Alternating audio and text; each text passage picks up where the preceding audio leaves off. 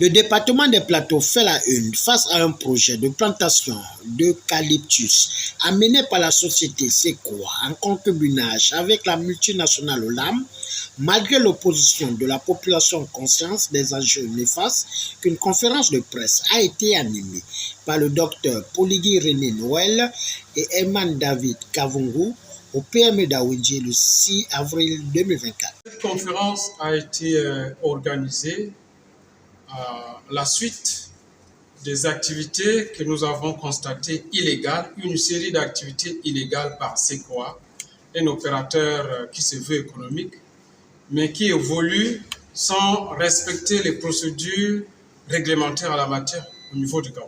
Nous avons voulu donc montrer comment il évolue à marge de ces procédures et a une tendance à agir comme une organisation mafieuse. Ça fait une deuxième conférence que nous organisons pour interpeller les autorités de ce pays. C'est vrai, nous avons besoin de diversifier notre économie, mais il faut des projets pertinents qui soient utiles pour la population gabonaise et qui garantissent la vie au Gabon pour les générations à venir. Pour cela, nous proposons premièrement la valorisation des ressources locales et que les projets de cette nature fassent l'objet d'une évaluation en conseil interministériel composé par des experts qui peuvent même aussi être obtenus auprès de l'enseignement supérieur de la recherche. Ce qui se passe en ce moment n'a rien à voir avec la satisfaction des besoins du peuple gabonais.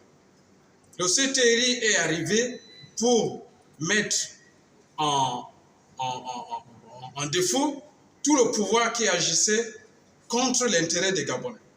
Et il est hors de question que pendant ce temps de transition, des sociétés à allure mafieuse puissent mettre à mal les intérêts de la population gabonaise. Que le gouvernement prenne ce problème à cœur. Merci beaucoup. Il y a plusieurs dangers.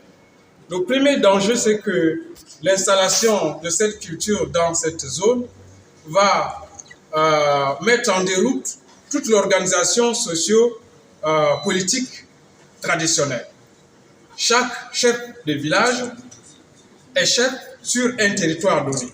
Bon, l'installation de Sequoia va dissoudre tout ceci parce qu'il faudra s'accaparer de tout l'espace. Ça, c'est un premier danger.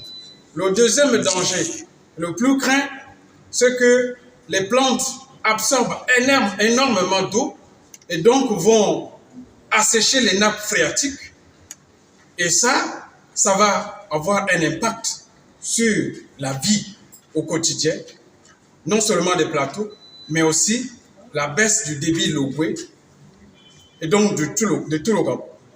Il y a encore un autre impact négatif, c'est la pollution des ressources souterraines d'eau aux pesticides, notamment les herbicides qui vont servir au traitement des herbes afin de laisser pousser l'eucalyptus seul.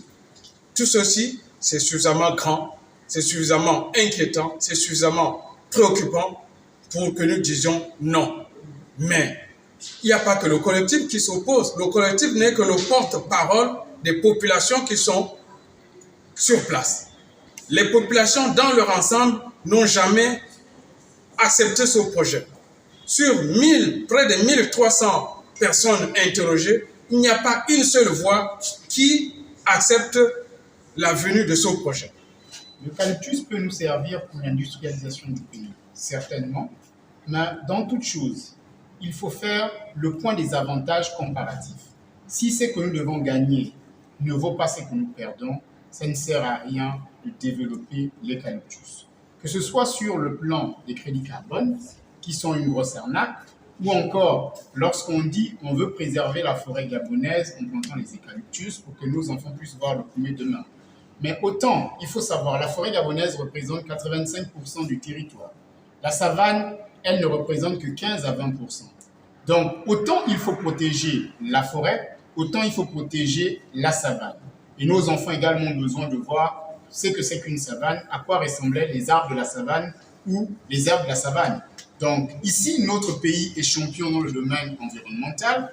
Il faut préserver tous les écosystèmes. Tous les écosystèmes se valent.